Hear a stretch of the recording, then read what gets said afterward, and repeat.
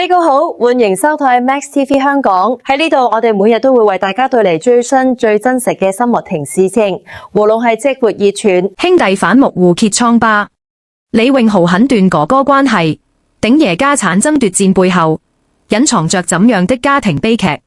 在光鮮亮麗的娛樂圈背後，往往隱藏着許多不為人知的家庭辛酸。近日李家鼎爺家族的風波便在坊間掀起了廣泛的討論，這不僅僅是一樁茶餘飯後的八卦，更是一個值得我們深思的現代家庭倫理課題。自從今年3月思明離世後，這個原本在大眾眼中充滿活力的演藝世家，仿佛在一夜之間陷入了無休止的紛爭，從最初的資產分配爭議，逐漸演變成今日兄弟反目、父子決裂的痛心局面。最近更有自稱苦主的街坊聯署大爆大仔李永漢的惡劣行徑，指責他在鏡頭前扮演孝子，私下卻游手好閒，常對家園惡言相向，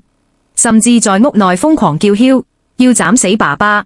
這些駭人的爆料不僅讓倫理陷入恐慌，更讓外界對這段父子關係感到無比惋惜。高齡81歲的鼎爺本該安享晚年，卻無奈地將家醜搬上台面，痛訴自己淪為大仔夫婦的人肉提款機，每月被索取至少5萬元生活費，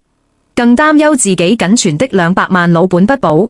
錄音中傳出的惡劣追債語氣，以及那句令人心寒的剪你條脷恐嚇，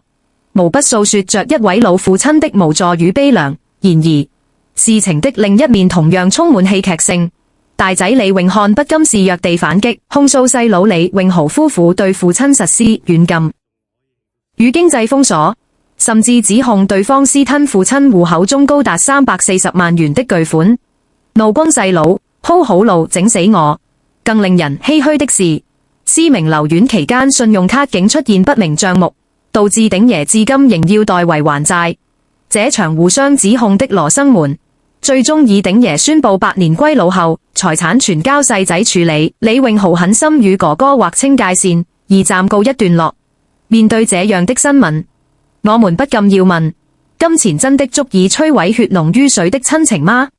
這場風波折射出許多現代家庭在面對長者贍養、遺產分配以及代際溝通時的深層次困境。當物質利益與親情發生碰撞時，人性的脆弱便展露無遺。不過，我們在探討這場羅生門的同時，不妨帶着多一份同理心與積極的態度去反思。每個家庭都有本難念的經，名人的光環讓他們的傷口被無限放大，但這也恰恰提醒了我們每一位旁觀者，應該更加珍惜眼前的家人，在日常生活中建立坦誠、健康的溝通機制，提早為家庭財務作出妥善而透明的規劃，以免在長輩百年歸老或病痛之際，讓金錢成為撕裂親情的利刃。雖然李家的裂痕目前看似難以修復，但我們仍期盼時間能夠成為治癒一切的良藥，